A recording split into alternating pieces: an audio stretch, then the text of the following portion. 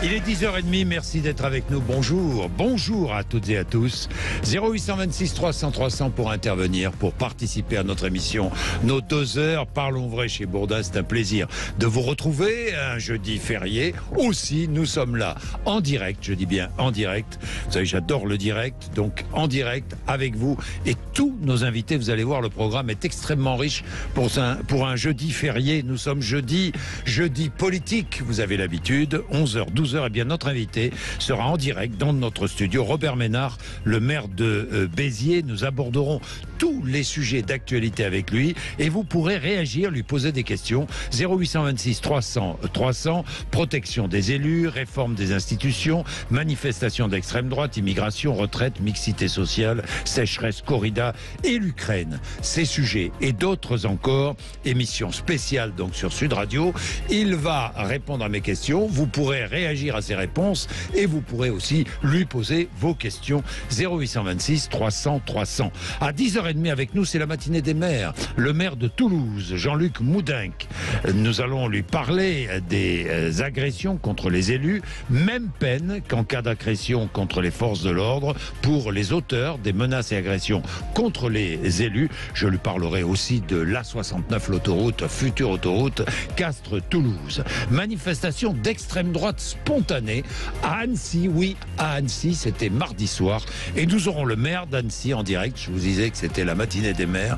Nous aurons le maire d'Annecy en direct tout à l'heure à 10h45.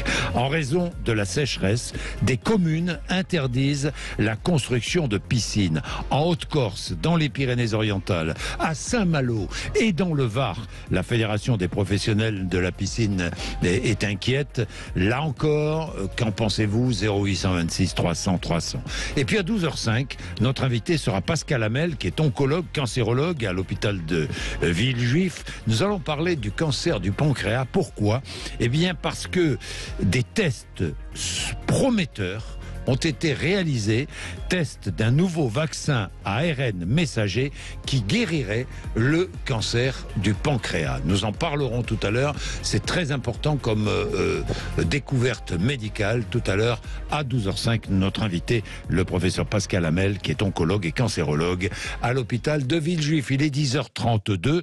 Dans quel monde on vit? Nous avons l'habitude, avec Félix Mathieu, à Toulouse. Tiens, partons pour Toulouse, un footballeur écarté d'un match par son club, qui a gagné la Coupe de France, vous le savez, le TFC, adepte des jeux en ligne, le défenseur Rasmus Nikolaisen, emprunté de l'argent à ses coéquipiers. 100 000 € tout de même empruntés à plusieurs coéquipiers du TFC pour couvrir ses dettes de jeu. Une somme rondelette que le Danois avait bien du mal à rembourser. Cela commençait même à créer des tensions dans le vestiaire toulousain. Le dossier a fini par remonter à la direction du club. Certains commençaient à menacer d'arrêter de jouer s'il n'était pas remboursé, comme le rapporte l'équipe et la Dépêche du Midi. Le fauteur de troubles financiers est donc écarté par le président lors du match face à Lyon. C'était il y a un peu plus d'un mois. La raison officielle, une douleur aux ischio-jambiers. Puis la direction a débloqué des avances sur salaire à Rasmus Nikolaisen pour lui permettre de rembourser les autres joueurs qui s'étaient risqués à lui prêter. La fièvre du jeu, apparemment, c'est le péché mignon de ce footballeur danois. Lors de son passage en Angleterre, déjà au club de Portsmouth, il y a 2 ans, il avait déjà écopé d'une amende de 2 800 € infligée par la Fédération anglaise de football. Amende à l'époque pour avoir parié sur une 50aine de matchs et c'est strictement interdit aux joueurs professionnels. Une addiction donc au jeu pour le défenseur du TFC. 10h34, eh bien nous allons parler de Toulouse avec Jean-Luc Moudenc, le maire de Toulouse. Jean-Luc Moudenc, bonjour. Bonjour. Vous avez entendu parler de cette histoire de Nikolaisen? Bah écoutez, je l'ai découverte, comme vous, ces jours-ci. J'étais pas dans le secret des dieux. Bon, Jean-Luc Moudenc, je vais vous parler des élus. Vous êtes élu, vous êtes maire de Toulouse. Le gouvernement réagit et veut alourdir les sanctions pénales en cas d'agression, de menace contre les élus. De quoi c'est? Quelle est l'idée? L'idée, c'est d'infliger les mêmes peines aux auteurs des menaces et agressions contre les élus, même peine qu'en cas d'agression contre les forces de l'ordre. Il était temps? Ah oui, il était temps, et ce que l'on peut déplorer, mais c'est un phénomène classique, c'est qu'il faut attendre qu'il y ait un problème en l'occurrence la démission dans des circonstances dramatiques de mon collègue de Saint-Brévin, pour qu'il y ait une loi, il y ait une réaction. Ça donne une image pas très très valorisante des pouvoirs publics. Ça ne tient pas à ce gouvernement, hein. Ça fonctionne comme ça depuis des décennies, disons la vérité. Et je crois que effectivement, ça ne renforce pas la crédibilité dans les pouvoirs publics. Les gens, les citoyens attendent qu'on soit dans l'anticipation. Après, vous savez, c'est une bonne disposition, hein. J'étais hier matin avec Dominique Faure au ministère, elle nous a exposé justement cet arsenal nouveau, donc ce sont de bonnes dispositions, tout ça est très bien, mais je dis, attention, ça ne servira à rien s'il n'y a pas la volonté, parce que des lois, on n'en manque pas. Des règlements, on en a.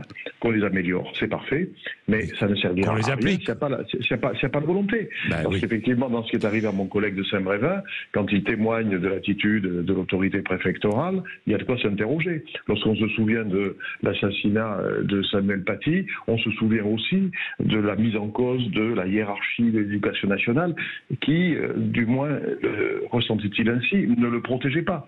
Donc il y a un problème, c'est que lorsque la République est attaquée, elle doit se défendre, elle ne doit pas baisser la tête. Or, malheureusement, trop souvent, elle se résigne à la lâcheté parce qu'en face, il y a des forces obscures qui impressionnent. Il faut que la République se reprenne et qu'elle soit plus forte et qu'elle rétablisse et qu'elle assume l'autorité républicaine. Le gouvernement prévoit également la création d'un réseau de plus de 3400 référents atteintes aux élus dans les commissariats et gendarmes. C'est-à-dire que les élus seront mieux accueillis, surtout mieux écoutés. Vous avez le sentiment que vous n'étiez pas écouté ces derniers temps ?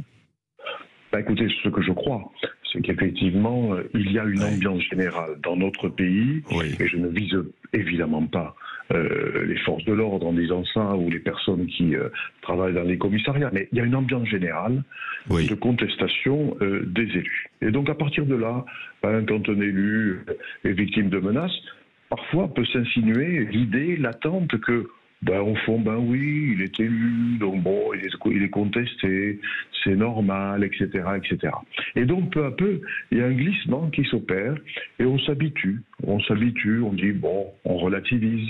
Ce que je crois, c'est que les faits dramatiques s'ajoutent et on a aujourd'hui, peut-être, en tout cas je le souhaite, une prise de conscience.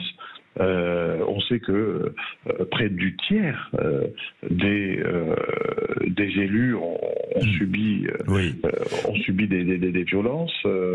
Jean-Luc Moudenc, vous, dans l'exercice de vos fonctions, vous sentez un changement d'attitude de la part des citoyens vis-à-vis de vous, vis-à-vis d'autres élus que vous connaissez, et vous en parlez entre vous, j'imagine. Oui, alors, je ne dirais pas, parce que je ne veux pas faire un amalgame et une généralisation, je ne dis pas un changement d'attitude de la part des citoyens, mais je dirais un changement d'attitude de la part de certains, bien évidemment.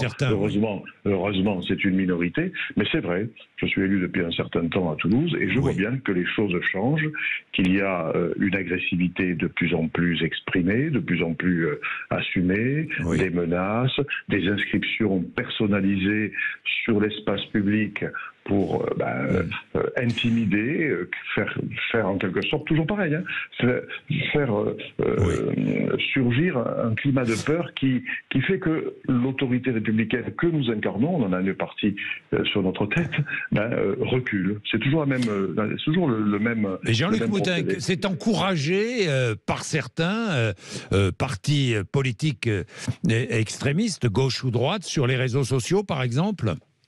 Oui, il est certain que les réseaux sociaux, c'est un véritable cancer de ce point de vue-là.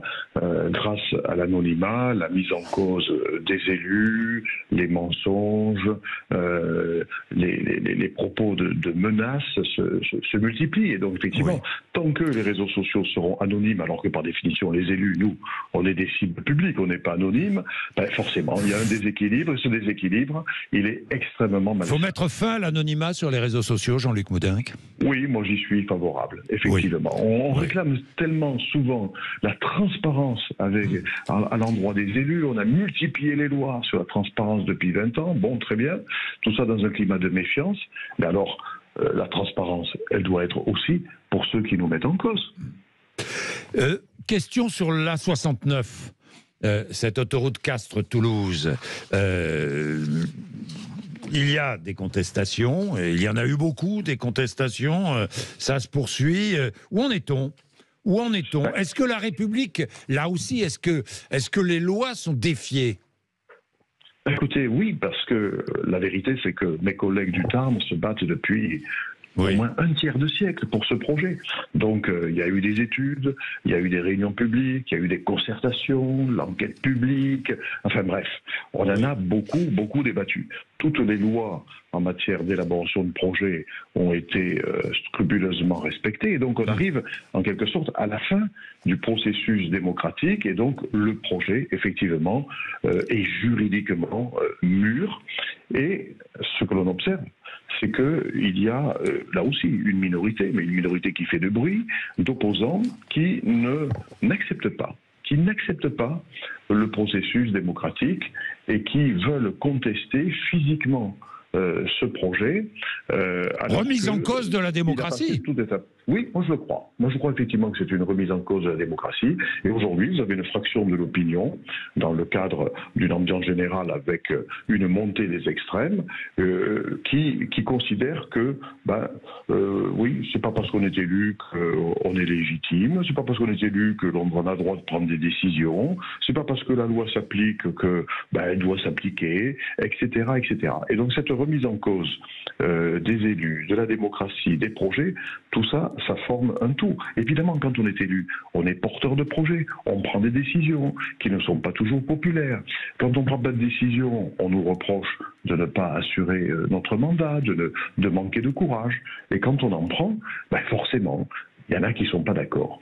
Que les gens ne soient pas d'accord, c'est normal, mais qu'ils ne respectent pas le processus démocratique auquel eux-mêmes ont participé, en allant contester dans des réunions, en organisant eux-mêmes des manifestations, c'est quelque chose qui n'est pas acceptable. Et donc là aussi, on doit affirmer l'autorité républicaine, parce qu'elle est légitime, on doit être fort. La République doit être plus forte. Merci Jean-Luc Moudinque, merci, maire de Toulouse, sur Sud Radio ce matin. Il est 10h42, vous êtes sur Sud Radio. Dans un instant, un autre maire sera avec nous, le maire d'Annecy, il est stupéfait. Pourquoi? Parce que mardi soir, dans sa ville d'Annecy, qui est une ville tranquille, au bord d'un lac paisible et si beau, mardi soir, il y a eu une manifestation spontanée de militants d'extrême droite qui ont crié des slogans évidemment hostiles aux élus, hostiles à la République et la France aux Français. Voilà ce qu'on entendait dans les rues d'Annecy mardi soir. Ça a choqué le maire qui sera avec nous dans quelques instants. Vous êtes sur Sud Radio, c'est un peu la matinée des maires, puisque vous le savez, entre 11h et midi, je vais recevoir Robert Ménard, le maire de Béziers, et nous allons aborder tous les sujets d'actualité avec lui. Vous pourrez réagir, lui poser des questions, 0826 300 300. C'est ainsi que ça se passe le matin sur Sud Radio, dans Parlons Vrai chez Bourdin, entre 10h30 et midi et demi. C'est un plaisir d'être avec vous. 10h43, tout de suite. Réagissez maintenant au 0826 300 300. Sud Radio Parlons Vrai chez Bourdin. 10h30, 12h30. Jean-Jacques Bourdin. Vous pouvez retrouver tous les jours de 10h30 à midi et demi notre émission Parlons Vrai chez Bourdin. Si vous avez manqué le direct, si vous voulez réécouter l'émission, absolument aucun problème. Elle est immédiatement disponible en podcast sur sudradio.fr, sur notre application Sud Radio. Vous pouvez aussi nous écouter en direct, vous le savez, Facebook Live, YouTube en direct et en replay, sur notre chaîne Sud Radio, 10h47. Nous avions en ligne le maire de Toulouse, et bien maintenant, nous avons en ligne le maire d'Annecy, François Astorg. Bonjour. Bonjour, monsieur Bourdin. Merci vraiment d'être avec nous, maire écologiste d'Annecy. Si belle ville, si beau lac, si belle région que cette région d'Annecy. Je le rappelle à chaque fois parce que j'adore ce coin de France. Ce coin de France qui est un peu bouleversé, parce que dans votre commune, si calme d'Annecy, mardi soir, vers 22h, quelques dizaines de manifestants se sont regroupés, des manifestants d'extrême droite, et ont scandé des slogans « La France aux Français ». Vous êtes stupéfait, j'imagine, François Astorg. Alors, je suis stupéfait, je condamne très fermement ce qui s'est passé mardi soir. Vous avez raison, il y a une quarantaine d'individus qui se sont promenés avec des torches à la main, avec des drapeaux bleu, blanc, rouge, des drapeaux de Savoie, en dénonçant des slogans nationalistes. C'est inadmissible. Ça ressemblait à des bruits de bottes qu'on a pu entendre lors de la dernière guerre mondiale, c'est inadmissible. Inadmissible. Bon, des slogans, des drapeaux français, c'est pas grave, mais les drapeaux français, c'est pas grave. Les drapeaux savoyards, c'est pas grave. Mais c'est pas grave, les drapeaux savoyards. Mais les slogans, c'est plus grave. Les slogans, c'est très grave. Et puis le décorum, c'était la nuit. Ça a duré une petite heure. La police les a surveillés. Il y a eu des contrôles d'identité. Oui. J'attends le communiqué du préfet qui va nous dire la suite qu'il va donner, qui va sortir incessamment sous peu. Mais il fallait voir, vous avez vu les images, j'imagine. Oui, j'ai vu les images. Des flammes à la main, ça rappelait des défilés du Ku Klux Klan. C'est insupportable. Oui, insupportable des manifestants. À Annecy et ailleurs. Des manifestants cagoulés, François Astorg. Des manifestants cagoulés pour beaucoup, pas tous. Mais ça fait froid dans le dos. Hein.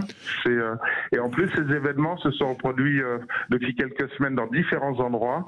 C'est inquiétant et je pense qu'il faut prendre des mesures fortes et que les politiques se mobilisent de manière très très forte sur le sujet pour montrer qu'on ne peut pas accepter ça. Oui, des milices dans la rue avec des propos guerriers, ça a un parfum de 1934, estime l'élu écologiste que vous connaissez bien, qui travaille avec vous, Fabienne Grébert. Oui, absolument.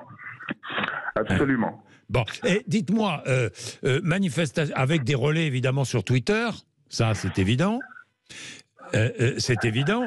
Est-ce que vous attendiez à cela? Est-ce qu'il y avait des prémices? Est-ce que vous savez qu'il y a dans votre commune ou autour de votre commune comme ça des militants extrémistes prêts à manifester? Ça vous a surpris?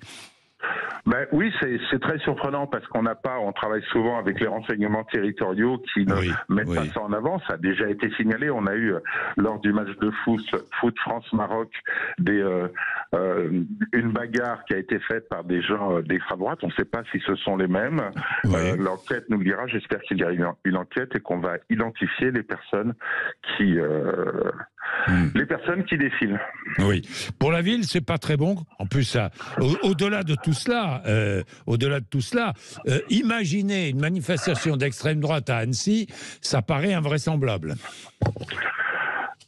C'est justement, je pense que ça paraît invraisemblable, mais c'est volontaire. Pour ça qu'ils ont choisi le lieu, parce qu'ils savent, comme vous le disiez en début, nous sommes un territoire magnifique, on est un territoire béni des dieux, et donc ils ont peut-être imaginé la résonance. Mais je pense que c'est un phénomène qui n'est pas particulièrement annécien ou rhône-alpin, je pense que c'est un phénomène plutôt national. On voit que dans d'autres endroits, il y a le même type de défilé, et on a le sentiment qu'il y a des volontés de regroupement et d'action commune rapide. Est-ce qu'il y a de la vidéosurveillance dans votre ville pour les identifier? Oui, il y a de la vidéosurveillance dans la ville. Dans la ville ils ont pris un axe historique, donc nous aurons probablement des images. Des images. Est-ce que vous savez où en est l'enquête? Pour l'instant, non, j'attends le préfet doit sortir un communiqué, il va dire ce qu'il va faire. J'ai échangé dès le soir même avec le commissaire de police qui m'a prévenu en fait de l'événement dès mardi soir. Bien. Merci beaucoup. Merci François Astorg. Merci d'avoir été avec nous. Au revoir. Merci, au revoir. Et nous allons évidemment reparler de tout cela avec notre invité, Robert Ménard, qui sera là avec nous dans quelques minutes, puisqu'il sera là entre 11h et midi. Ces phénomènes, ces manifestations d'extrême droite ou d'extrême gauche d'ailleurs, des extrêmes dans les villes, extrême droite qui manifeste, extrême gauche qui empêche parfois je ne sais pas moi, des réunions ou des conférences, l'extrême droite aussi. Enfin, on en est là dans ce pays. Et est-ce que vous pensez qu'il y a une montée comme ça des extrêmes? Et est-ce que vous pensez cette montée dangereuse? Dites-nous, parce qu'on parle de plus en plus dans l'actualité, vous l'avez remarqué, de toutes ces manifestations, qu'elles soient de droite ou de gauche. Je parle d'extrémisme, je ne parle pas des manifestations contre la réforme de retraite, manifestations autorisées des syndicats, ça n'a rien à voir. Je parle des manifestations d'extrême droite et d'extrême gauche. Est-ce que ça vous inquiète? Est-ce que vous constatez ce phénomène finalement qui est le reflet de ce qui se passe sur les réseaux sociaux, hein.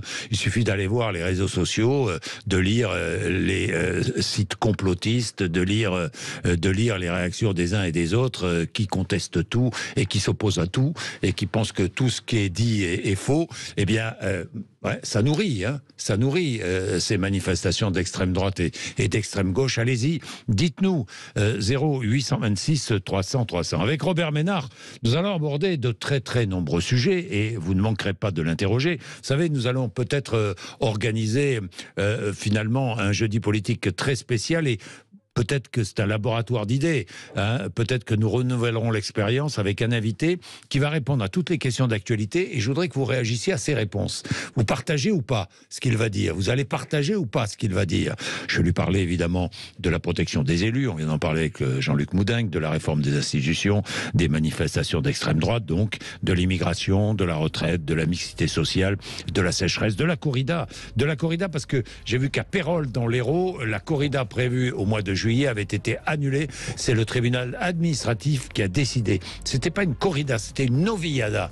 Nous verrons, il y a une petite différence. Nous parlerons de l'Ukraine aussi avec Robert Ménard. Nous allons donc aborder tous ces sujets d'actualité et vous pourrez réagir sans aucun problème, lui poser vos questions, réagir à ce qu'il dit et lui poser vos questions au 0826 300 300 et je sais qu'il y a déjà pas mal de questions. Vous savez que Robert Ménard n'a pas sa langue dans sa poche. Il dit, vous savez qu'il a été traité de Judas par Éric Zemmour. Robert Ménard va répondre. Le Judas de Béziers. C'est comme ça que le qualifie Éric Zemmour. Il est 10h55. Vous êtes sur Sud Radio. C'est un plaisir de vous retrouver là. Tiens, le gouvernement vient d'annoncer un geste. Félix Mathieu, on vient de recevoir l'information.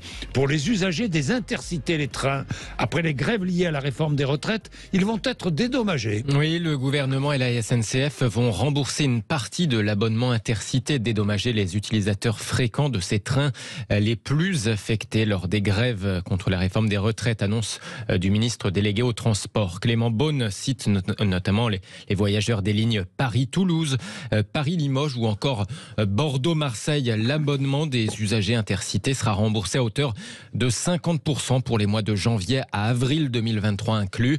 Les voyageurs réguliers qui ont fait au moins 5 allers-retours sur cette période sur un même trajet recevront, eux, une indemnité de 100 €. Pendant les grèves contre la réforme des retraites, ce sont parfois 9 trains sur 10 qui ont été supprimés certains jours. Or, souligne Clément Beaune, eh bien, ce sont des lignes qui sont déjà en difficulté en temps normal avec des problèmes de ponctualité, des problèmes de régularité. Le remboursement sera automatique pour ce qui est des abonnés. Et puis, il va se faire en ligne pour les voyageurs réguliers qui vont recevoir un mail du service client de la SNCF. L'opération devrait concerner quand même près de 20 000 personnes. Les Intercités, autrement appelés trains d'équilibre du territoire, sont subventionnés par l'État qui couvre la moitié de leurs coûts. Train d'équilibre des territoires. Non mais il y a vraiment des technocrates qui n'ont rien à faire d'autre que d'imaginer comme ça des qualificatifs. Train d'équilibre, un train qui va entre, je sais pas moi, entre Toulouse et Montpellier, c'est un train d'équilibre des territoires. Pour justifier de les financer sans qu'ils soient rentables, quoi. C'est d'un ridicule, voilà. D'un ridicule achevé. Il est 10h56. Merci. Vous êtes sur Sud Radio.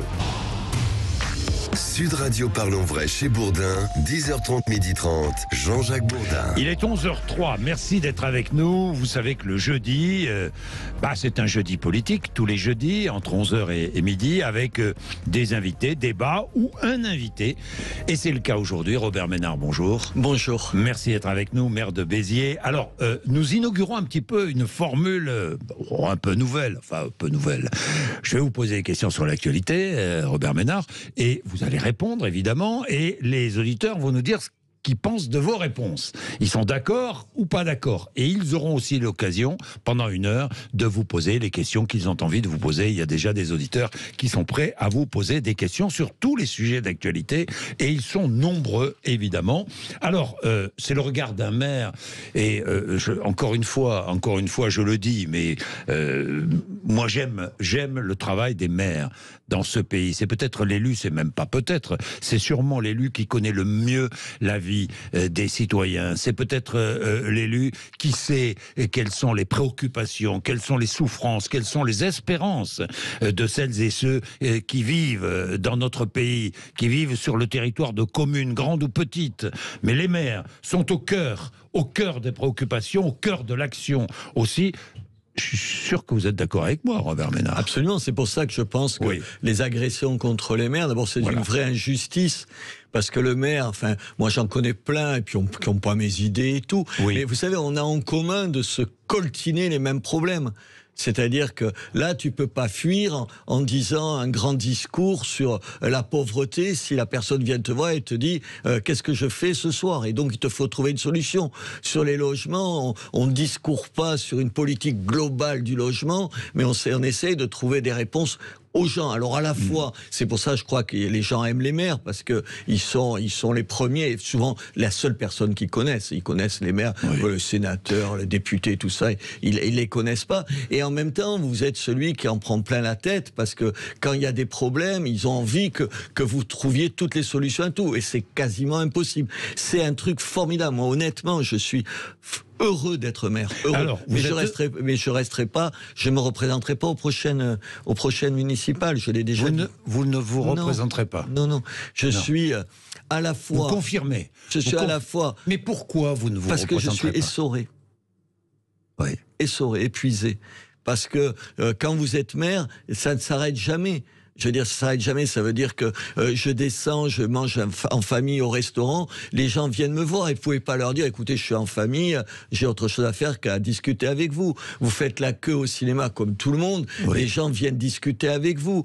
Quand je vais j'habite pas très loin de la mairie chez moi, il y a 10 personnes qui m'interpellent. Oui, mais Robert Ménard, vous êtes connu nationalement et localement, donc ça continuera. Oui, mais d'accord. Ce phénomène. On va vous demander ce que vous pensez d'un tel fait d'actualité ou d'un tel, ou je ne sais pas, ou des propos d'un tel ou d'une telle. Mais c'est pas que ça. La deuxième raison, c'est parce que j'aurais peur de plus avoir l'enthousiasme, l'envie. Vous savez, moi, je suis dans ma rue, j'ai un chien, je me promène, puis je ramasse les crottes de mon chien, mais je ramasse les crottes des chiens à côté. Je me dis pas que c'est pas mon affaire, parce que j'aimerais que les autres le fassent. Et je voudrais pas, vous savez, je crois qu'il y a toujours le mandat de trop. À un moment donné, il faut te dire, voilà, il faut laisser la place à quelqu'un d'autre. J'allais dire le job, c'est pas, t'as fait ce que tu rêvais de faire pour ta ville. Alors justement, plus de 4000 élus ont démissionné de leurs fonctions depuis 2020. Des maires, mais aussi des conseillers municipaux. 4000 élus, c'est considérable. Vous avez suivi, évidemment, ce qui s'est passé à Saint-Brévin, avec la démission du maire de Saint-Brévin. Une crise civique est profonde, dit David Lisnard, le président de l'Association des maires de France. Le gouvernement propose un plan de lutte contre les violences faites aux élus. Vous l'avez vu, ce plan, vous allez me dire ce que vous en pensez. Dans les commissariats et gendarmeries, des référents atteintes aux élus. Il s'agit de renforcer le dispositif alarme élu et de renforcer les sanctions pénales contre les auteurs de violences, même peine qu'en cas d'agression contre des forces de l'ordre. C'est suffisant? Écoutez, c'est bien. D'abord, commençons par dire que c'est bien. Oui. C'est bien. C'est utile, il fallait le faire. David Lisnard s'est battu pour ça, il a obtenu satisfaction. Est-ce que c'est suffisant? Bien sûr que non, mais personne n'a de réponse. Je vous dis pas parce que je ferais mieux, parce que ça renvoie à un problème de fond. Plus large. Vous savez, quand j'ai été élu maire, je vais vous raconter une anecdote où t'as pas de réponse. Je suis allé à la rentrée des classes. C'est formidable, t'es maire, il y a des choses que t'aimes faire, marier les gens, c'est un moment sympathique parce que tu peux leur dire des choses que tu penses. J'ai 70 ans, donc les gens ils ont 20 ans, et je pourrais être leur grand-père, donc je peux parler avec eux. Je vais à l'école, et donc j'étais content d'aller à l'école, dire quelques mots et tout. Et tu t'aperçois que, alors c'est un peu moins vrai maintenant, parce que j'ai tellement gueulé que ça a un tout petit peu changé, mais il n'y avait pas de gosses qui se levaient. Même les instits ne se levaient pas. Pourquoi je vous raconte ça? Parce que comment tu veux qu'on respecte un peu l'autorité, qu'on respecte le maire, qu'on respecte le gendarme, si à l'école, on n'explique pas qu'un monsieur qui a 70 ans, qui pourrait être ton grand-père, qui plus est maire de la ville, tu peux pas, tu dois te lever. Tu dois te lever, tu te tais. Mais moi, je me souviens, je me levais quand j'étais à l'école. Non, mais je me levais quand l'instituteur entrait dans la classe. Mais voilà, et quand le directeur d'école, il ouvre la porte, tout le monde se lève. Mais voilà. Et pourquoi je vous raconte cet exemple? Pour vous dire que c'est ça qu'on vit à tous les jours. Et si on change pas ça, si tu changes pas ça, comment tu peux t'étonner que les mêmes gosses, 10 ans plus tard, dans la rue, moi je vois, des fois j'interpelle un gosse, je te le prends par l'épaule et je dis, ça tu le refais pas. ça sera réglé. Une fois de plus, d'abord, tout un tas de gens disent comment vous vous permettez? Oui, je me permets de dire à ce gosse qui ramasse le truc, qui vient faire tomber par terre. Vous le feriez pas, tout le monde le ferait, tout le monde le ferait. Et de temps en temps, ce qui change, c'est que tu t'entends des gosses qui te répondent, mais honnêtement, tu as envie de leur foutre une claque. Bon, ça, tu le fais pas parce que c'est infaisable. Mais c'est ce qu'il mérite. Il mériterait que ses parents lui donnent la claque. Moi, je reçois à la mairie... Vous êtes pour la gifle, vous? Non, mais attendez... Moi, j'ai reçu... Robert Ménard, vous êtes... Non, mais parce qu'il y a un vaste débat. On ne doit pas gifler son enfant. Mais bien sûr que je dis pas ça. Mais enfin, attendez, quand j'ai vu... je vais pas dire de bêtises, parce qu'après, on me le reprochera. Mais vous savez, on a des rappels à l'ordre, les maires. Tu as des rappels à l'ordre où tu sais, le gosse qui a fait une connerie, mais qui relève pas de la justice, mais tu le reçois avec les parents. Je les reçois en mairie, vous savez, on est habillés avec l'écharpe et tout, pour impressionner, pour leur dire, attention, la prochaine fois, c'est pas moi qui te reçois. C'est pas moi qui te reçois, c'est la police qui va te recevoir et ça va être une autre paire de manches. Tu leur fais une leçon de morale et tout. T'as les parents à côté, tu t'attends à ce que le père ou la mère leur dise « il a raison ». Mais vous avez 9 fois 6. T'es sidéré, tu tombes de ta chaise. Il est justifié. Mais non, mon fils n'a pas fait ça et tout. Bien sûr que votre fils a fait ça. Moi, le nombre de parents où je leur ai dit, mais si vous l'aimez, votre fils, vous allez le voir, vous lui en collez une, celle que je ne peux pas lui donner moi, pour lui dire qu'on ne répond pas comme ça et que non, on ne jette pas des pierres sur une voiture de police quand elle passe en bas de chez soi. Alors attendez, dire ça, c'est ni de droite ni de gauche. C'est une espèce de bon sens. Moi, je plaide pour un bon sens qu'on partage tous. Et pour finir, sur les élus, de droite comme de gauche, on a souvent, en privé en tout cas, on est tous d'accord là-dessus. La réforme des institutions, il y a un groupe transpartisan qui sera lancé dans 2 semaines par la présidente de l'Assemblée nationale. Alors, il y a plusieurs propositions. Vous allez me dire ce que vous en pensez. Rétablir le cumul des mandats, vous êtes favorable ?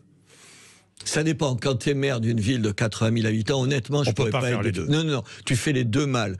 Je suis sûr.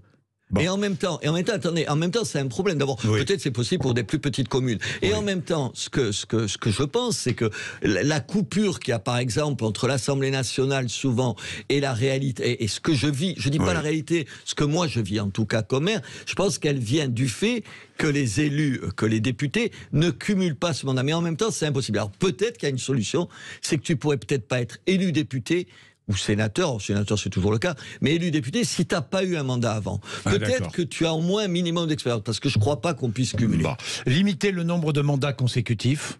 Oui, moi j'y suis favorable. Je pense qu'à un moment donné, quoi que disent les élus, tu as une espèce de limite, d'incapacité d'inventer, de te remettre en cause, d'écouter. Une lassitude. Une lassitude, oui, une lassitude. Et puis, moi je voudrais pas... Moins d'inventivité, prendre les gens en grippe, parce que évidemment, tu as toujours des gens qui te poursuivent d'un certain nombre de questions où tu peux y répondre, et il ne faut pas ça. Donc oui, moi je suis pour une... Des législatives à mi-mandat présidentiel. Mais ça renvoie à un débat plus important. Aujourd'hui, ça a encore renforcé le pouvoir du chef de l'État. Mais je vais vous dire quelque chose. En même temps, quand je vous réponds ça, je vous dis, c'est pas ce que je pense en réalité. Ce que je pense, c'est que c'est pas comment vous dire, une trop forte personnalisation du pouvoir qui est en cause. Si les gens avaient confiance dans les politiques, ils s'en foutraient de ça. Moi, personne me parle, j'ai jamais entendu, à part 3 gauchistes de ci, de là, me parler de démocratie participative. Personne ne me parle de ça. Jamais j'ai eu une discussion. Jamais j'ai été interpellé par un type dans la rue, il y a 9 ans que je suis maire, et ils auraient pu venir me le dire. Jamais. Les gens, vous savez ce qu'ils me demandent ? Ils me demandent, est-ce que tu fais, oui, ils me tutoient, ils me voient, est-ce que vous faites ce que vous êtes engagé à faire ? C'est ça qu'ils veulent. Ils veulent des engagements. Ils s'en foutent, ils te demandent pas, à moi, je voudrais que vous me posiez que vous m'interrogiez surtout. Donc, alors peut-être pas de référendum à Béziers, quoi. Attendez, oui, des référendums, il faudrait en faire. Je suis pas sûr qu'il y aurait beaucoup de gens pour y participer. Proportionnel aux législatives, une dose de proportionnel ? Oui, et encore, alors vous allez me dire que je ne vous réponds pas clairement aux questions. Oui, parce que ça ferait une assemblée plus représentative. Elle l'est beaucoup plus. Non, pour une raison alors qui m'est personnelle, c'est que je pense que la proportionnelle, c'est la prime au parti. C'est-à-dire qui choisit. Attendez. Vous n'aimez pas les partis, hein ? Non, je pense que c'est un vrai problème. Je pense qu'aujourd'hui, les logiques de parti, elles priment sur tout le reste. Tout le reste. Moi, je vois le nombre de gens que je connais. Enfin, vous imaginez, il y a dans la politique ou ailleurs, ensuite la politique. Et attendez, je connais plein de gens. Vous discutez avec plein de responsables de partis. Entre ce qu'ils me disent en privé, dans une discussion personnelle. Et ce qu'ils disent après en public, or c'est que ce qui compte, c'est ce qu'ils disent en public. Ou ils te disent plus la même chose parce que, ah oui, mais tu comprends, le parti ceci, pour les prochaines élections, on risque cela. Les partis, c'est un vrai problème. C'est pour ça que je suis tellement attaché aux maires, parce que les maires, je pense que même quand ils sont dans des partis, regardez au Rassemblement national, les types les plus raisonnables du Rassemblement national, c'est les maires. Oui. Les autres, quelques allumés idéologiques, tu te dis, j'ai rien à leur dire. Et je pense que, pareil, dans tous les partis, les maires, ils sont plus proches des choses. Donc, oui, je pense que la proportionnelle, ça a quelques avantages, mais de sacrés inconvénients. Notre invité ce matin, Robert Ménard, vous l'entendez ? Vous l'écoutez, vous réagissez, je le sais, 0826 300 300, vous prenez votre téléphone et vous l'interrogez, il n'y a aucun problème. Nous allons parler de l'extrémisme en France, avec des manifestations, nous allons parler évidemment d'immigration, nous allons parler de retraite, d'éducation, la mixité sociale, et c'est intéressant d'entendre un maire. Comment encourager la mixité sociale ? Faut-il ?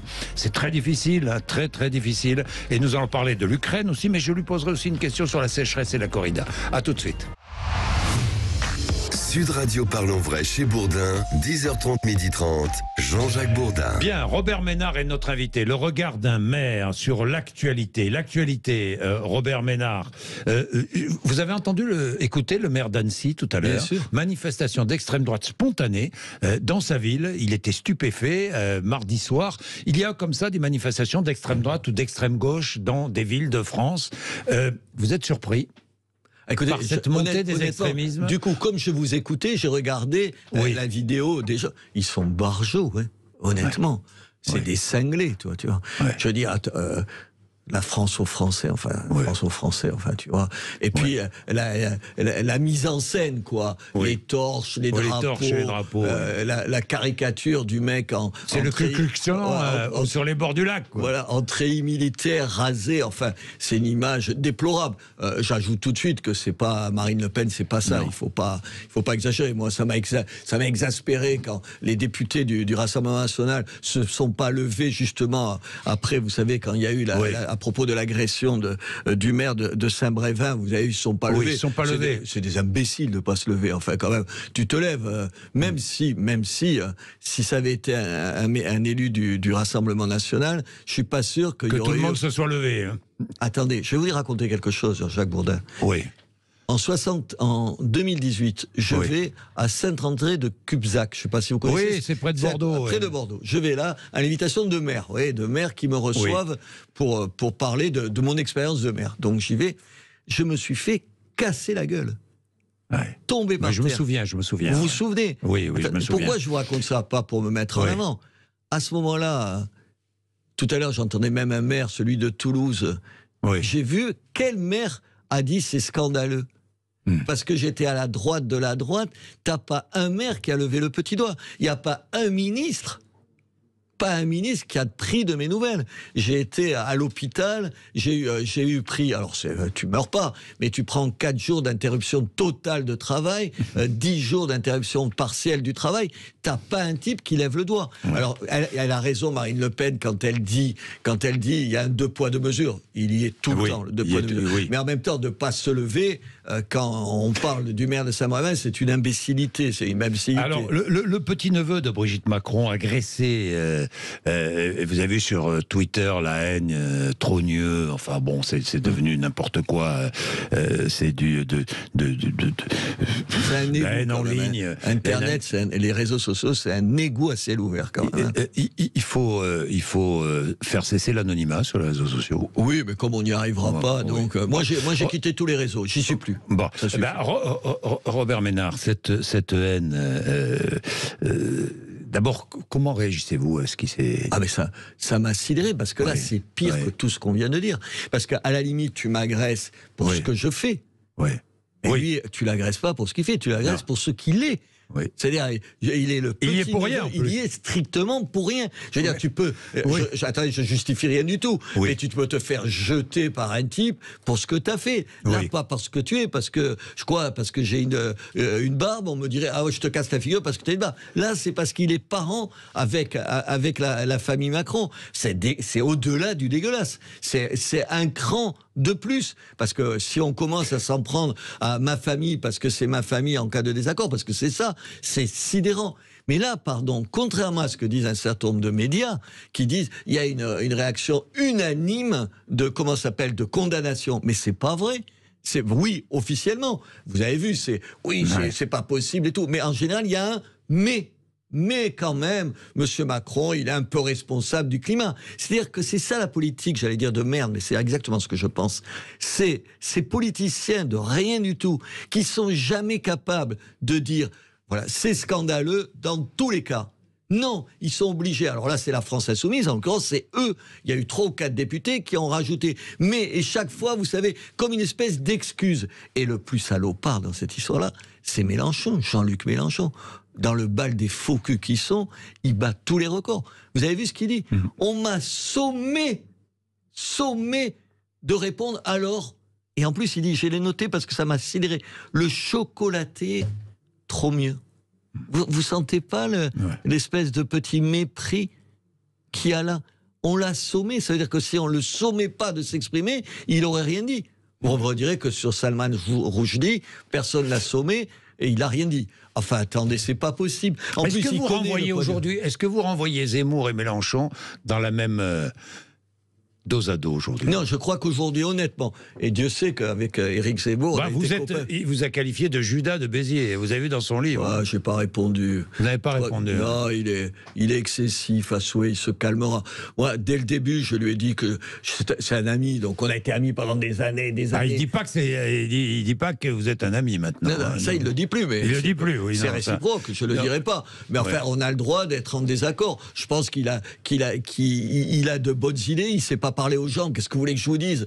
Et il est dur avec les gens, il faut être attentif. Les gens, ils ont besoin que vous soyez attentifs. Dans ma ville, les gens, ils ont besoin que je leur parle, que je suis affectueux. Donc vous ne l'avez pas trahi, quoi. Peut-être que je l'ai trahi lui, oui, puisque j'ai pas appelé à voter pour lui. Enfin, je veux dire quand il parle des prénoms, mais je lui ai dit des prénoms, mais moi mes amis qui s'appellent Mohamed ou je sais pas quoi, je vais leur dire t'es moins français que moi parce que tu t'amènes Mohamed. Le mec il est harki, toute sa famille elle a été abandonnée. Tu vas lui faire une leçon de patriotisme. Enfin, il fait des reproches à Marine Le Pen parce qu'elle fait des selfies avec des filles voilées. Enfin, moi j'en ai fait 500 selfies avec des filles voilées. Vous voyez dire à quelqu'un qui vous s'approche de vous, et je suis contre le voile, ça se pose pas comme ça, la vie, c'est pas ça. Enfin, vous savez bien, vous n'avez pas 18 ans, vous savez comment elle est, la vie. Une fille arrive voilée, je vais dire, ah non, madame, ah, non, pas voilée, pas totalement, je parle pas de ça. Une fille voilée, comme il y en a plein maintenant. Avec un foulard. Voilà, tu vas lui dire quoi? Vous voulez bien m'enlever le voile avant que je fasse une photo avec vous, alors qu'elle vient, qu'elle est contente, qu'elle a les enfants et tout. Mais vous oseriez lui dire? J'ai dit, mais tu en parles parce que tu es sur un plateau de télévision où tu peux dire une chose comme ça. Dans la vraie vie, pardon, monsieur Bourdin, dans la vraie vie, tu fais pas ça. Donc vous ne renvoyez pas Zemmour et Mélenchon dans Non, parce que Mélenchon, aujourd'hui, c'est un vrai problème. Les prises de position... Mélenchon, c'est un vrai problème pour vous? Bien sûr, c'est quelqu'un qui finira par sortir du champ démokratique. Il n'est plus dans le champ républicain. Non, je dirais pas ça parce que je voudrais pas être caricatural et tout. Vous voyez, j'ai la tentation, ce serait de dire oui. Je dirais pas ça, mais je dis qu'il prend des prises de position qui sont affolantes. Et je trouve que ce qui est passé avec le petit-fils de Madame Macron, dire ça sur ce ton-là, c'est minable. Il dit qu'il se soucie de la France. Alors t'es un peu au-dessus des querelles politiques de temps en temps. Marc est à Bordeaux. Nous allons prendre Marc qui veut vous poser une question. Bonjour Marc. Robert Ménard. Comment? Si j'en avais qu'une question. Ah bah oui, j'imagine Marc. Bah oui, que vous êtes comme moi. Vous avez 3000 questions qui viennent. Oui. Marc, allez-y. Qu'est-ce que vous aviez envie de dire à Robert Ménard? Alors, bon, déjà, je condamne personnellement cette violence-là aux familles, quelles qu'elles soient. Par contre, politicienne. Par contre, je voulais demander à M. Ménard, qu'est-ce qu'il pense du point de vue de Juan Branco, qui est d'ailleurs à Sud Radio il n'y a pas longtemps, et au final, n'y a-t-il pas... Moi, je suis aide-soignant. Et que dit-il, Juan Branco? Que disait-il? Juan Branco, d'après ce que j'ai compris, parce que je n'ai pas vu dans les détails ses ouvrages, je l'ai découvert avec votre interview, où il dénonce un système quand même politique d'une manière générale, sans être complotiste, qui est quand même manipulé par des oligarques qui ont des intérêts financiers.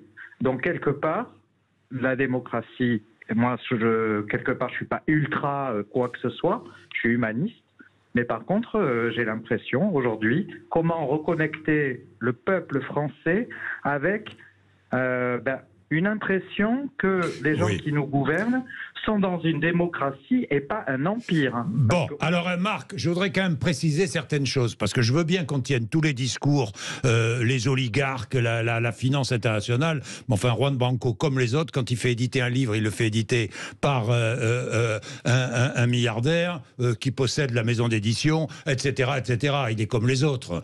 Ça me fait doucement rigoler. Qu'est-ce que vous en pensez, vous? Est-ce que nous sommes aujourd'hui gouvernés par... Oui, la finance internationale, ça existe. Évidemment que dans le néolibéralisme, ça existe. Évidemment qu'il y a des très riches et des plus pauvres. Ça a toujours existé, ça existera toujours. Hein.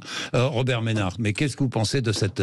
qu'on serait aux mains d'un pouvoir occulte qui déciderait de notre avenir? Ce complotisme de bas étage est une ânerie totale. Mais attendez, moi, je sais pas. J'ai passé 23 ans à la tête de Reporters sans frontières. Honnêtement, j'ai passé ma vie, pendant ces 23 ans, mon temps, dans des pays qui ne sont pas des démocraties. Moi, je propose juste de comparer 2 minutes. Est-ce que, dans un certain nombre de pays, le débat qu'on a là, calmement, où on peut discuter, où un de vos auditeurs peut vous téléphoner, vous lui répondez, vous me posez la question. Mais attendez, parce que j'étais patron de Reporters sans frontières, mais il y a plein de pays où c'est juste impossible. Attendez, qui est plein de limites dans notre démocratie, mais on a la chance de vivre dans un pays d'une liberté incroyable. Alors les gens disent, ah, c'est pas vrai, tout ça, mais enfin, allez voir ailleurs, allez 5 minutes, prenez votre temps de descendre d'aller dans un certain nombre de pays d'Afrique ou d'Asie, vous verrez ce que c'est des pays tyranniques. Enfin, il faut pas rigoler. Ici, oui, l'argent a peut-être une place démesurée dans la vie des gens. Oui, il y a des gens qui sont pauvres. Moi, je suis dans une ville où la pauvreté, je la vois tous les jours, où les gens, où on n'a jamais autant distribué d'aide, vous savez, d'aide de 80, jamais, 90... Jamais. En ce moment, vous savez, le centre communal d'aide sociale, il y en a un chez moi comme partout. J'ai les chiffres, évidemment, puisque je le préside. Jamais on a distribué autant d'aide alimentaire. Autant d'aide alimentaire. C'est-à-dire celle où il y a une urgence absolue pour que les gens aillent faire leurs courses. Bien sûr qu'il y a ça, bien sûr qu'il faut changer ça, mais attention de ne pas se tromper. Attention, ça remet pas en cause les systèmes qu'on a. Bien, il est 11h31. Merci à Marc d'être intervenu. Ça a permis d'apporter des réponses qui satisfont ou pas. Et ça, chacun les reçoit comme il doit les recevoir, comme il veut les recevoir. Il est 11h31. Robert Ménard est notre invité. Je vais lui parler immigration. Et puis, on va parler de sujets plus... la sécheresse qui touche une bonne partie de l'Hérault. La majorité du département de l'Hérault est placée en alerte renforcée. Ça ne touche pas que l'Hérault. Tout le sud de la France, tout le bassin méditerranéen, la Corse aussi, et les Pyrénées-Orientales, n'en parlons même pas. Il est 11h31. À tout de suite. Sud Radio Parlons Vrai chez Bourdin, 10h30, 12h30, Jean-Jacques Bourdin. Bien, Robert Ménard répond à vos questions et vous réagissez à ce qu'il dit. 0826 300 300. Le maire de Béziers avec nous. Le projet de loi immigration. On attend. Des concertations vont commencer. 2 choses dans ce projet de loi. Et je vais vous demander votre avis. La première chose, régularisation des travailleurs dans les métiers en tension. Vous êtes pour ou contre ? J'ai lu une interview d'Elon Musk, vous voyez qui c'est ? Et je trouvais qu'il avait une super formule. Je réponds à votre question. Il dit, moi j'accueille les immigrés quand ils sont là pour travailler dur. Et je trouve que c'est une bonne réponse. Il y a un certain nombre de métiers où il y a des problèmes. Enfin, attendez, vous connaissez. Tu parles à un patron aujourd'hui, gros ou petit, le seul problème dont il te parle, c'est vrai à Béziers comme ailleurs. Mais partout, c'est on trouve personne pour bosser. Oui. Attendez, aujourd'hui, chez moi, l'été, si tu veux travailler, honnêtement, t'as même pas besoin de traverser la rue. Je parle pour l'été. Oui. Pour un boulot saisonnier, tu le trouves tout de suite. Tout le monde en cherche. Ça veut dire que oui, il y a un problème. Il y a un problème de main-d'œuvre dans un certain nombre de métiers. Est-ce que c'est la réponse? Est-ce que la réponse, c'est de faire venir des gens? Peut-être que la réponse, c'est de mettre au travail un certain nombre de gens. Parce qu'enfin, quand même, ça va vous paraître un peu débile. Enfin, quand même, tu dis, il y a 3,5 millions de chômeurs, et il y a autant de gens... il y en a de moins en moins de chômeurs, mais il y en a beaucoup qui ne veulent pas travailler. Il y en a moins. Vous pensez qu'il y en a beaucoup qui ne veulent pas travailler? C'est peut-être la seule réussite, s'il y en a une, de Macron, d'Emmanuel Macron. J'aime pas Macron, j'aime bien quand on donne les prénoms. Oui, Emmanuel Macron, là-dessus, il a réussi. Il faut quand même pas rigoler. Tu vas pas ne contester le fait qu'il y a moins de chômeurs qu'il y en avait il y a 6 ans. À part ça, sinon, tu peux aussi dire que la Terre est plate, tant que tu y es. Oui. Non, bien sûr que... bien sûr qu'il y a un certain nombre de gens qui ne veulent pas travailler. Enfin, tout le monde le sait, mais les gens ne te le disent pas. Comment tu montres du doigt et tout. Mais enfin, je vous raconte tout à l'heure, vous me disiez sur la pauvreté. Notre centre d'aide sociale, on a mis en place pour les aides un peu plus importantes. On aide par exemple des gens à payer un permis. Parce que si tu n'as pas le permis de conduire, en province, comme on dit, chez moi... pour bosser sans permis, c'est très compliqué. Il n'y a pas de transport en commun comme à Paris, évidemment. Et donc, on a mis des aides. Et moi, j'ai mis, depuis un certain nombre d'années, d'accord, on vous aide, mais en échange, vous venez travailler. Mais attendez, je me suis fait démonter par des mecs de gauche. Comment les aides sociales, on n'a pas à demander en échange quoi que ce soit? Mais mon brave homme, je te donne 1 000 € et tu peux pas venir travailler 30 heures pour la mairie ou une association. Ça veut dire que tu as des gens qui n'ont pas envie de bosser, et puis il y a des gens qui ne donnent pas envie aux gens de bosser. Enfin, les aides, elles sont en échange de travail. Et là encore, tiens, je ne vais pas me faire des amis avec mes copains, mais quand il dit Emmanuel Macron qu'en échange du RSA, il faut bosser, il a raison. Bien sûr qu'il a raison.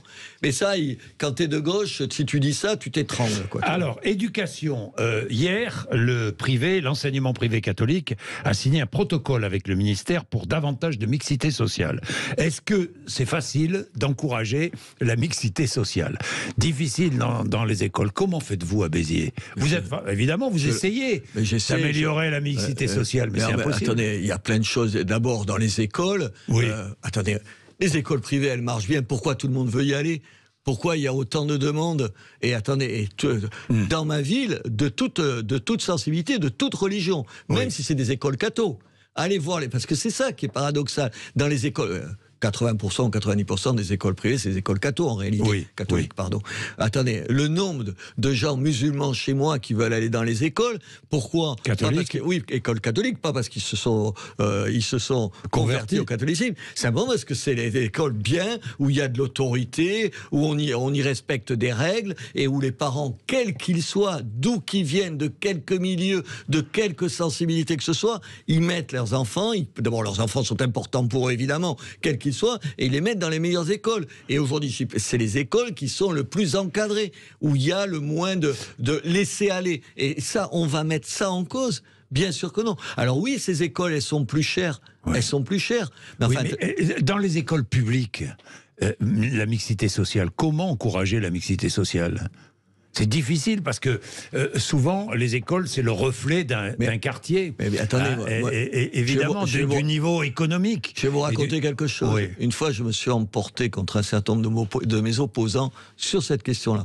Parce qu'ils me disaient, oui, quand même, c'est pas possible et tout ça. Et j'ai les maires, c'est pour ça qu'on parle de choses qu'on connaît. Oui. Les maires, c'est eux qui donnent les dérogations scolaires. Oui. C'est-à-dire, si vous êtes dans tel quartier, si vous voulez aller dans tel autre, il faut une dérogation scolaire. Et comme par hasard, tout un tas de gens très très bien, y compris très très à gauche et très donneurs de leçons, ils demandent des dérogations scolaires pour aller où? Tous dans la même école. Ouais. La même école.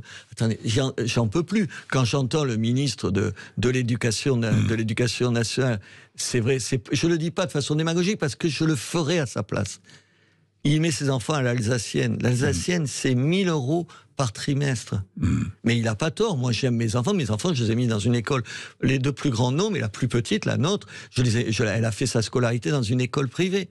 Bien sûr. Donc, vous avez compris, je vous donne aucune leçon de morale. Je ne fais jamais la morale à personne. Mais je veux pas qu'on me la fasse. Je veux pas qu'on m'essaye de m'expliquer ça. Aujourd'hui, les écoles privées, elles marchent bien. Les parents ont envie de les amener là, quel que soit, qu'ils soient catho ou pas catho, parce qu'ils ont envie juste de leur gosse. Qu'est-ce qu'on fait pour changer ça? Je sais pas. Le même, pardon, je vais vous raconter un truc parce que quand même de temps en temps ça m'exaspère un certain nombre de choses. Le même ministre, j'ai un collège qui s'appelle le collège de l'Adulag chez moi. Ce collège de l'Adulag, il n'est pas en REP. En français, ça veut dire quoi? Vous savez, il n'est pas classé dans les zones prioritaires. Et donc ça veut dire quoi? Ça veut dire qu'il n'y a pas de limite dans le nombre d'enfants par classe. Il y a tout un tas d'aides qu'ils n'ont pas. Ils ont écrit au ministre 25 fois. Vous savez qu'il est venu, vous le savez, puisque vous l'avez interviewé. Vous avez interviewé le chef d'État, mais il y avait le ministre de l'Éducation nationale. Il y avait le ministre avec lui, oui. Ma femme, qui est députée, lui écrit en disant peut-être que vous pourriez au moins leur répondre, au moins qu'un de vos conseillers les reçoive. Juste parce que le mépris, c'est ça, c'est de ne pas parler aux gens. Rien, pas du tout. Pas un mot. Et le type, il vient te faire une leçon de morale. Au moins, puisque tu es tellement attaché à la mixité, tu essayes d'aider ceux qui souffrent de situations compliquées. Non. Question de Gérald, qui est à Montpellier, tiens. Vous êtes voisin. Bonjour. Bonjour Gérald. Bonjour monsieur. Vous avez une question à Robert Ménard. Oui, Robert Ménard, étant donné que les prochaines élections européennes et municipales en 2026 auront bientôt lieu, je voulais savoir qu'est-ce que vous penseriez d'une coalition des droites avec Reconquête, RN et une certaine partie branche des LR. Vous parlez des européennes de l'année prochaine, ou c'est... Oui. Les prochaines élections qui vont arriver, quoi qu'il arrive, et même, pourquoi pas, jusqu'en 2027, avec les présidentielles et aussi les prochaines législatives futures. Attends, mais moi, j'ai été un ardent défenseur, peut-être un des premiers, sur l'Union des droites. J'ai organisé à Béziers des rencontres et tout, auxquelles d'ailleurs Éric n'était pas venu. Mais ça, c'est une autre paire de manches. Bien sûr que la droite, elle doit se retrouver. Mais se retrouver autour de quoi ? C'est ça le problème aujourd'hui. Le problème aujourd'hui, vous savez ce que c'est que quand il y a des partis, il y a l'impossibilité de se retrouver là-dessus. Si c'était une sensibilité de droite, et encore je ne sais pas trop ce que ça veut dire, parce qu'il y a plein de gens pour moi, vous savez, nous, avec Emmanuel, ma femme, on est élus avec 70% des voix, donc il y a plein de gauche, des gens de gauche qui votent pour nous, parce qu'on a besoin d'une espèce de bon sens. Alors si ce bon sens-là, vous l'appelez de droite, moi aussi je pourrais l'appeler comme ça. Oui, parce que dites-moi, sur des questions, par exemple, l'Ukraine, je ne vous ai pas encore interrogé sur l'Ukraine, il y a de profondes différences entre les droites. Mais oui, attendez, sur l'Ukraine. Vous prenez cet exemple-là. Et sur l'Europe. Vous parliez des européennes, il y a de profondes différences. C'est comme à gauche d'ailleurs, où il y a aussi de profondes différences.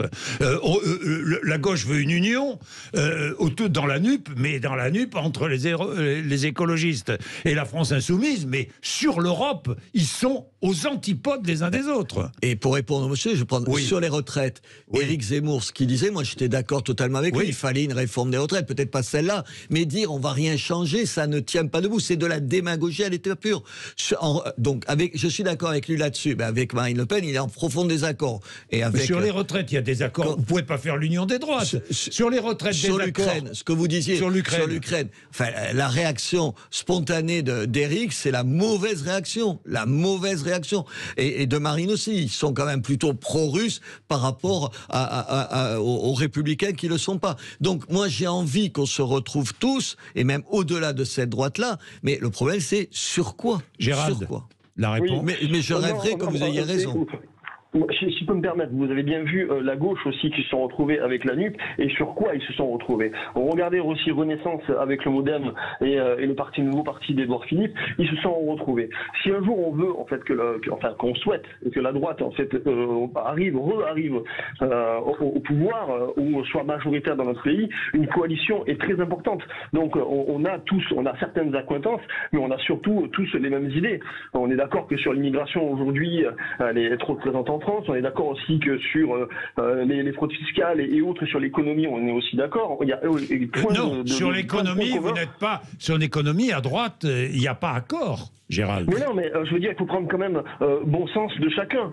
Si on prend la partie économique de la droite, ça serait très bien. Si on prend la partie contre-immigration de chez Éric Zemmour et Marine Le Pen, ça peut être très bien aussi. Si on prend aussi la partie sociale de Marine Le Pen, qui aujourd'hui se situe dans plus de ce côté-là, qui a réussi à prendre un électorat plus populaire, populaires, mais moins bourgeois, si je puis le dire. Donc cette union est valable. Alors est-ce qu'elle est possible? Une vraie majorité. Alors Gérald, posons la question, est-ce qu'elle est possible? Non, aujourd'hui, j'arrive plus à y croire. Et j'ai envie de dire ce que dit l'auditeur. Il a raison sur un certain nombre de thèmes. Mais en même temps, ce que vous dites, c'est que vous prenez chez chacun ce que, en plus, en l'occurrence, je partage avec vous. Mais après, comment tu les mets autour d'une table? Aux européennes, vous ne croyez pas qu'il va y avoir de liste d'union? Chacun va se battre pour une seule chose, c'est d'avoir plus de 5% des voix pour avoir un certain nombre d'élus. C'est aussi bête, aussi basique, aussi minable que ça. Vous avez raison. C'est le problème des partis. C'est le problème des partis. Merci. Il est midi moins le quart. Allez, une ou deux questions quand nous en parlez sécheresse. Vous allez comprendre pourquoi. Je vais appeler un arboriculteur, producteur d'abricots à Rivesaltes. À tout de suite. Sud Radio Parlons Vrai chez Bourdin, 10h30, 12h30, Jean-Jacques Bourdin. Il est 11h49, Robert Ménard, pour terminer. Allez, appelons, appelons Denis Basseri, qui est producteur d'abricots à Rivesaltes. Bonjour.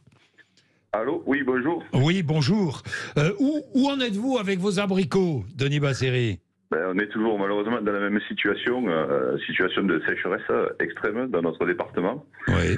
Nous n'avons pas eu de pluie depuis... Alors, chaque fois, on est en train de scruter la météo pour voir des annonces de pluie. On voit de la pluie qui est au programme, et puis à chaque fois, elle s'enlève malheureusement. Oui. On a un vent très fort dans le département, qui est le vent dominant qui s'appelle la tramontane. Oui. Ce vent souffle depuis déjà au moins une dizaine de jours.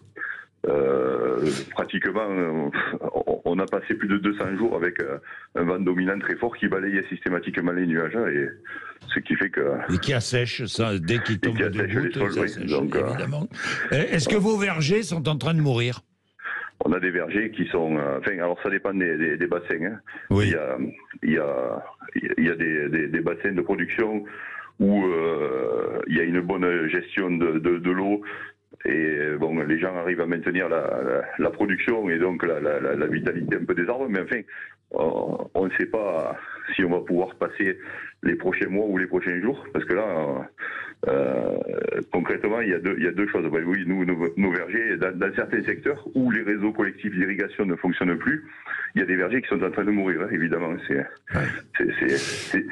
difficile à accepter. Hein. Oui, difficile à accepter, ça doit faire mal au cœur quand vous bossez, que vous avez vos arbres, que vous voyez dépérir et que vous imaginez qu'il n'y aura pas de récolte d'abricots, d'abricots ou autres, hein. J'imagine. Ouais, on est dans un bassin de production dominante pêche abricot. Oui. C'est vraiment les fruits d'été, quoi. C'est une production qu'on connaît bien chez nous, quelque chose qu'on sait faire. C'est tellement bon. Une identité catalane. Bien sûr. Et là, de voir qu'on risque de perdre nos cultures à cause de la mauvaise gestion qui a été faite sur les barrages, puisqu'en fait, les réseaux collectifs et l'eau dépend aussi des rivières principales, de la glisse de la tête. Et en amont, il y a des barrages. Ces barrages-là ont été vidés cet hiver. Donc, aujourd'hui, ils ne sont malheureusement pas remplis par un manque de neige et par un manque de pluie. Et à cause de ça, on est malheureusement dans cette situation dramatique. Bien, merci Denis Basseri. Comment faites-vous à Béziers? Parce que l'Hérault, la majorité du département a été placée en alerte renforcée. Absolument. Les piscines, par exemple, vous avez 3 piscines, je crois, 3 grandes piscines. Quand c'est des équipements, vous savez, comment on dit, où l'eau n'est pas rejetée, on peut continuer à le vivre. Nous, on ne vit pas quand même, on n'est pas les Pyrénées-Orientales. C'est pas les Pyrénées-Orientales.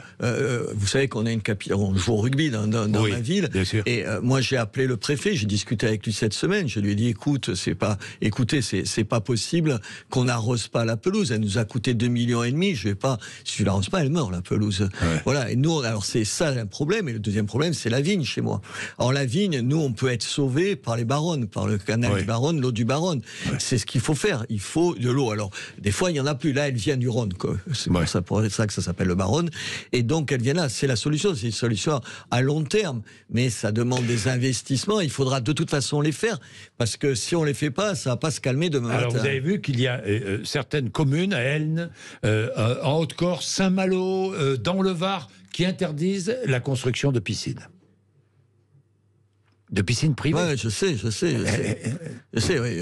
Mais nous, on vit du tourisme, et si je me dis demain, il n'y a plus de piscine, bonjour les dégâts, tu vois. Oui, bonjour je dis ça les dégâts. parce que c'est contradictoire, parce que j'ai pas de réponse toute faite, parce qu'on essaye de faire les économies, c'est stupide. On a des serres, la ville a des serres, on a des milliers de plantes, là, qui arrivent, qu'on devrait planter. Je sais plus quoi en faire, on va les jeter toutes, parce qu'on va pas les planter, puisqu'on n'a pas d'eau pour les arroser.